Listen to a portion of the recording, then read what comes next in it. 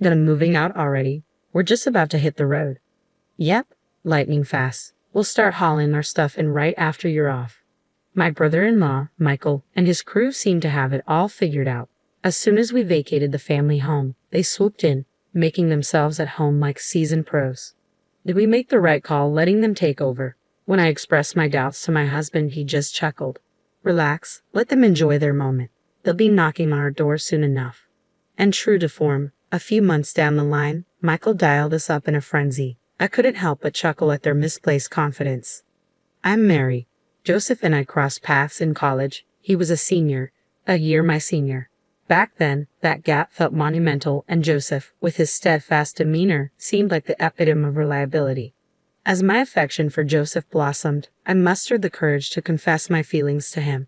Thankfully, Joseph reciprocated, and we embarked on a journey of love. Even as we navigated post-college life and career beginnings, our bond deepened, becoming indispensable to both of us. It was during our 5th year of working together that Joseph popped the question. Excited as I was, I couldn't shake the nerves about meeting his parents. Joseph, your dad is a successful businessman, right?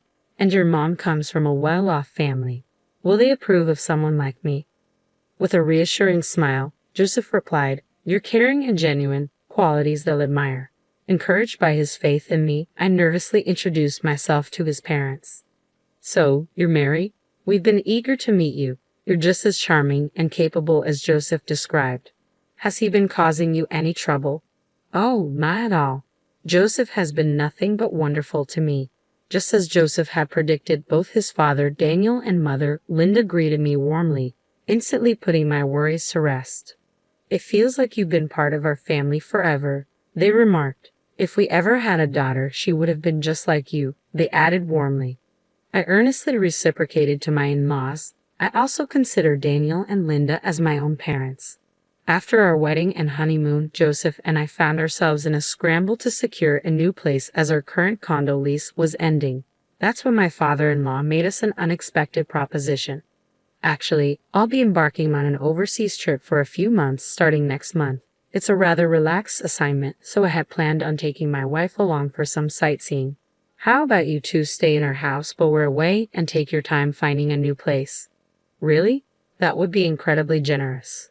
Given our struggles in finding suitable accommodation, it was an offer too good to pass up. If you don't find a place you like, you're welcome to stay here, my mother-in-law mentioned, her tone tinged with reservation. That would be wonderful. Are you sure it's all right? You're comfortable with this, Mary, living under the same roof with your mother-in-law? Linda, I consider you a mother figure, not just my mother-in-law. Joseph's family residence is quite grand, boasting multiple rooms.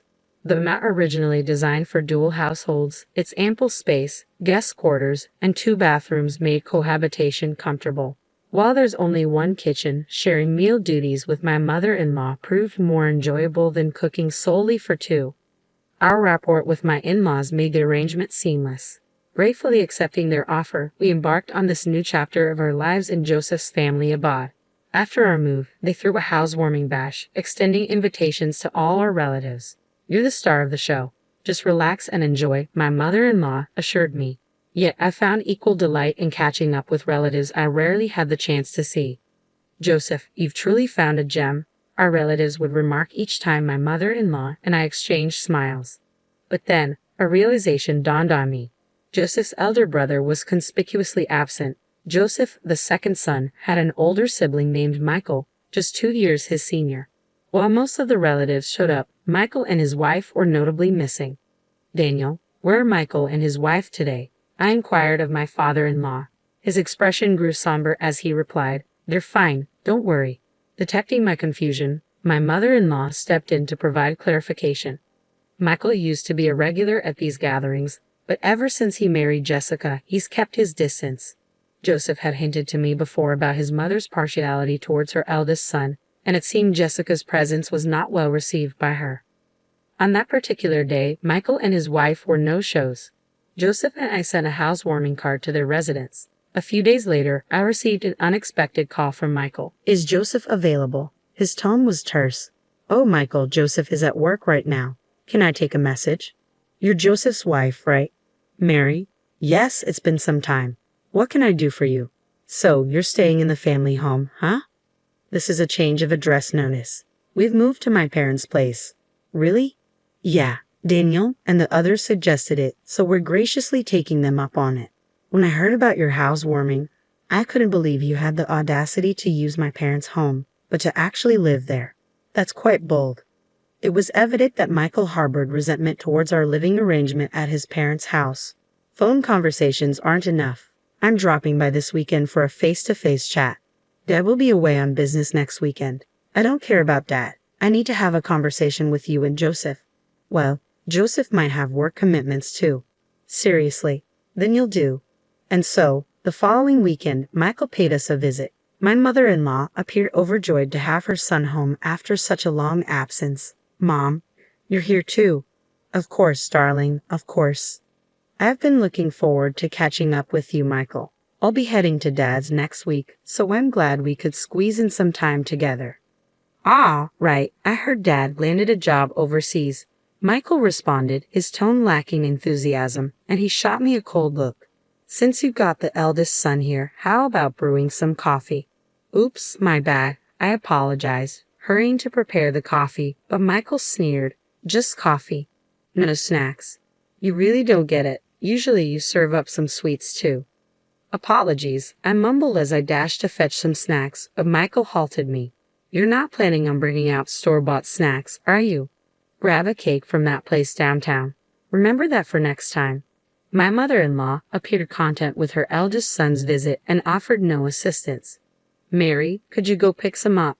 Michael has always had a soft spot for their cakes. It seemed my mother-in-law wasn't exactly on my side in this matter either. All right, I sighed, gearing up for a trip to the store, only to have Michael add another dinner demand. Whip me up a hamburger steak, and I want demi-glace sauce. Homemade, none of that store-bought stuff. You're sticking around for dinner too. Any qualms? It's your duty as my brother's wife to entertain me. Off I went to the store and straight into meal prep. Despite his claim of wanting to chat, there was no time for conversation amidst Michael's culinary preferences. Just when I thought we could finally engage in some dialogue over dinner, Michael threw a curveball. Why are there 3 plates? Because Linda will be joining us, right? If Mom's here, it's only natural she eats too. The odd one out is you. Odd one out? Yeah, I'd like to have a quiet meal with Mom. There's no seat for you. You can't be serious. After having me slave over dinner, Michael promptly ejected me from the house. I ended up dining solo outside, returning when I assumed the coast was clear. Shouldn't we talk now? I tentatively broached the subject with Michael, who brushed it off, claiming conversation was unnecessary at the moment. What do you mean? I asked incredulously. Jessica and I have decided to take up residence here. You and Joseph will need to find another place to live. But we've already settled in. Isn't it more reasonable for me as the eldest son to stay? Mother-in-law's expression was remorseful as she addressed me. Mary, I'm sorry, but Michael appears to be finally embracing his role as the eldest son. It would bring me peace of mind if he remained here. Upon hearing his mother's words, Michael smirked triumphantly. See, even Mom agrees with me. So pack up your things and vacate the premises. With that, Michael departed in high spirits. Caught off guard, I found myself alone in the bathroom when Joseph returned home from work. What's the matter, Mary? I recounted Michael's ultimatum to Joseph. Michael said that, I can't believe he would treat you like this. Joseph seethed with anger and promptly informed his father overseas about the situation. Following his conversation with his father, Joseph approached me, saying, I'm sorry you had to endure this. Let's find a new place and establish our own home. Empowered by Joseph's support, I began packing our belongings. Just as we were preparing to depart, Michael phoned. Are you finished moving out? We're about to head out. Yes, we're all set. We'll be bringing our belongings over shortly. With that, we departed, leaving Michael and his family to move in as if they owned the place. Did we make the right decision? Watching Michael and Jessica act freely in the house, I couldn't resist venting to Joseph. Don't stress about it. Let them have their way. They'll be the ones facing the consequences down the line. And true to Joseph's prediction, a few months later, Michael called us in a panic. Hey, Dad and Mom just reached out to me. They're on their way back from the airport. What's happening? Isn't it obvious? Their overseas assignment is finished, so they're returning home. I thought they'd be staying there longer. I hadn't heard anything about their return. I thought this house was passed down to us. Our plan was to live together once they returned. You were aware of that when you pushed us out to live here, weren't you? Jessica would never agree to cohabitate with them, but their belongings are still here, right? Where did you think they'd reside upon their return? Michael grew defensive. I assumed they left behind what they didn't need. You sold it. You sold their belongings. Yeah, Jessica suggested we make some money if it wasn't necessary. My in-laws had left behind valuable possessions like jewelry and watches. Selling those items would amount to a significant sum of money.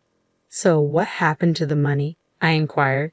It's gone. We blew through it like it was a windfall, Michael admitted. And what if they find out? I pressed. I suppose it's just a matter of time, he conceded. Well, then what's the plan? I asked anxiously. Mary, can you come over and lend a hand? Michael requested. Help?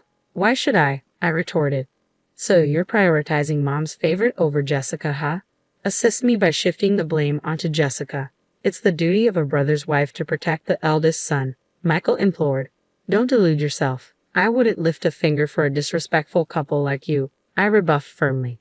Please, I apologize for everything thus far, Michael pleaded. An apology won't rectify the situation. You should be accountable for your actions. Isn't that the principle of the eldest son? Disregarding Michael's pleas on the other end of the line, I terminated the call. Later, I discussed the matter with Joseph.